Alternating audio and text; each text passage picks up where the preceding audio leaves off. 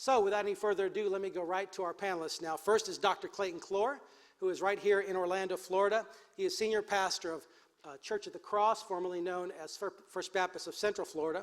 He grew up in Pickens, South Carolina, been married to Linda for 26 years. He has 2 grown sons.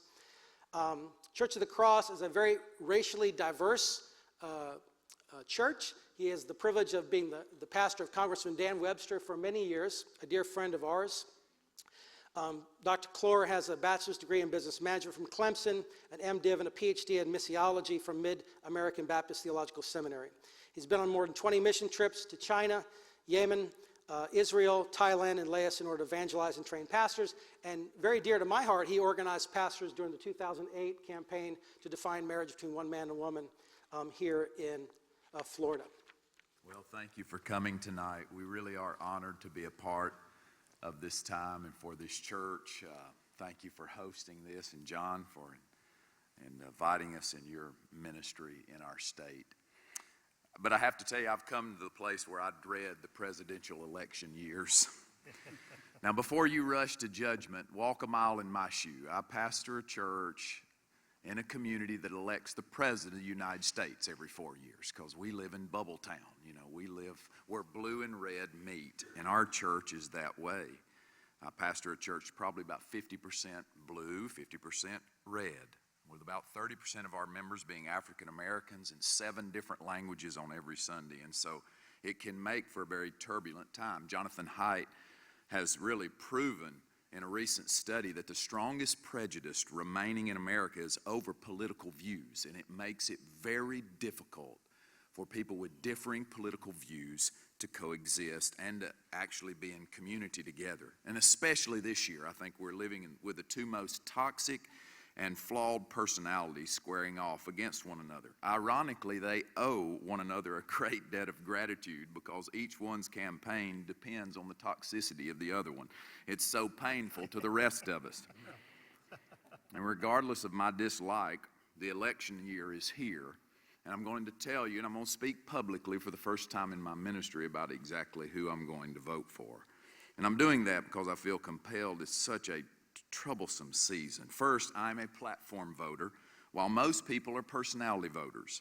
Haidt proved in his book, The Righteous Mind, that the majority of Americans vote for the person with whom they identify.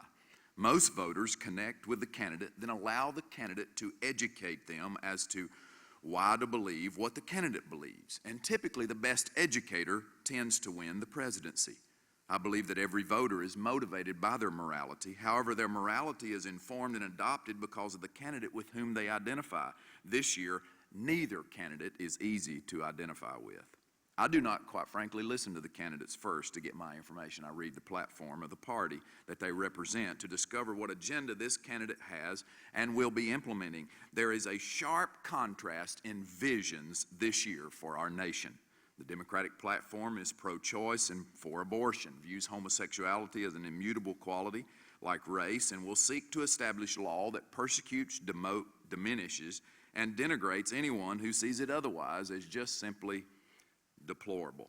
They'll seek to appoint judges who construct new law from the bench. The Republican platform's a little different. It's pro-life, it's against abortion, it'll implement an agenda that does not view homosexuality the same as a person's race and seek to establish laws that respect individuals and religious freedom of churches and schools to believe otherwise. They'll seek to appoint judges who interpret the laws that are already in existence. These have been platform mainstays for many years, and they're not going to change this year, and they haven't. But these platforms represent very different visions for our country. Second, I'll look at the character and competency of the candidates. Character counts and candidates count. Both candidates have very high negatives, as John's already referred to.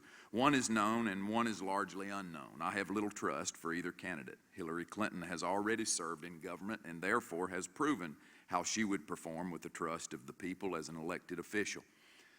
Third, I remember that we do not elect a king, but a presiding officer over one branch of the United States government. Change does not come by just one person or one election, even the presidency.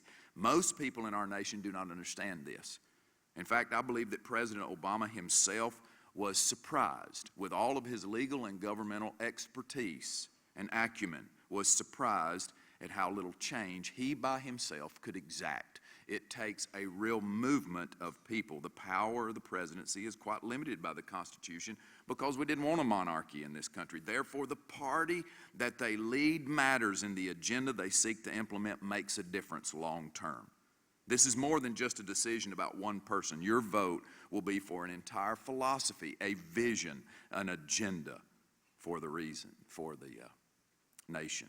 Because of these reasons, I will be voting for the Republican nominee. Now, this election presents to us a tough choice. But may I tell you that America is all about tough choices. We use a jury system. And therefore, we put 12 Americans in a room to make a decision about guilt or innocence. That's tough choices. Many of the people in our country made a tough choice to immigrate to this nation. Many to enlist and go to war for us. And some to try out that what they perceived as a white institution or school or church. It's a nation full of tough choices. And so Jesus spoke more than words about the stewardship of this vote. And so some of my friends have said, I'm not going to vote. Others said, I can't vote for this man, I wouldn't. And others said they'll look for a third-party candidate. Maybe I'll speak to that in a little bit. But for me, these platform issues are very personal. In 1938, a 16-year-old girl left the mountains of North Carolina with a relative to travel to Jacksonville, Florida for a few days of vacation. Back then, it was a long trip. Had to change tires. You didn't just make it easy back in 1938. They spent a week down here, but when she returned a few months later, she was expecting a baby. Now, in 1938, in the mountains of North Carolina, that's not the best place to have a child out of wedlock. She gave birth to a baby girl, named the baby girl after the man who had gotten her pregnant. We don't know if it was rape or what. That little girl grew up, never knew who her father was. Her mother had a very difficult life. She never told that little girl she loved her and died at a pretty young age. But that little girl grew up. She came to know Jesus Christ. She married a Christian man. She had 2 kids. Her youngest is the one speaking to you tonight. I am so grateful to God that abortion was not an option for my grandmother. For had it been an option, I may have never existed. This is personal to me. I've never voted for a candidate that celebrated abortion, nor will I start this election. So, Dr. Cloer, I'm assuming you're going to vote for Donald Trump, given the position of your. And it seems like one of your arguments is that you think the party platform, obviously that's clear that the Republican Party be more consistent with biblical values. How can we be assured, though, given Donald Trump's positions, which have been very vacillating over the years, that he would act in a manner consistent with the Republican platform? What assurances do we have of that? Well, I wish I could tell you that we had a lot of assurances.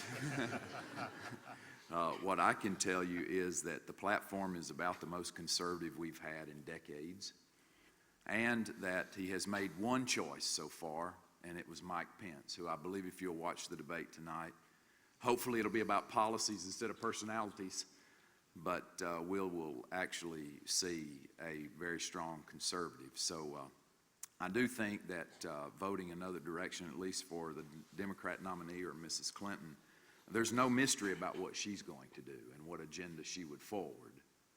And but I do think that we already have a very strong congressional movement in this nation that will hold this president accountable. We just now overridden a bill a few weeks ago from the presidency. The presidency doesn't have full unbridled power. He is limited greatly. So I do trust that our team of people who have presented this platform is going to hold this man accountable. So we talked earlier about this, and some of you in the audience may think this is a facetious question. It's not, because there's thousands of people watching. We don't know who they are and what their worldview is. But is Hillary Clinton an option for a Christian to vote for? And if not, why not, in your judgment? Well, I mean, most certainly I could understand that she's an option. I don't think it's a good option. I don't think it's a wise option. And why is it not an option for a Christian specifically? Well, because the Scripture teaches the first horizontal commandment. If you take the 10 Commandments, the law, which is the way God chose to order his society and build civilization, the very first horizontal commandment was honor your father and mother, that your days may be long upon the land which the Lord thy God has given you. That teaches us the first commandment with a promise, and the promise is longevity of your civilization. The promise is stability of your civilization. And so the family unit is the most important unit in your civilization. The family was the first institution created, and the nation that thrives is the nation that builds around strong, healthy families. The agenda of the Democrat Party is not about strong, healthy families. They've redefined marriage, for that matter, a person's identity and what gender is all about is under redefinition now. It's the pro-abortion movement. It's not for the health of families and children, and many of their policies evidence that. Whether it is an immigration policy that continues to have multiple communities that are communities that allow and permit great exploitation because they're not legally here. And so they exist right inside our borders. In my community, I deal with this every day, that there's such exploitation of children because their parents are not legal, and therefore they can't protect their children. They can't go to the police and the law, they're afraid. So we've produced that. Also, whether it's the family that comes to see me like Kim and Clark did a few months ago or years ago and said to me, it would be better if we divorce because we would get $700 more. He could move in with his parents, we could divorce, and then we would have more money at the end of the month. I'd be a single mom. Don't you think we should do that? And so these policies are detrimental to the family. So that's I would not vote for her because of the policies that she would implement.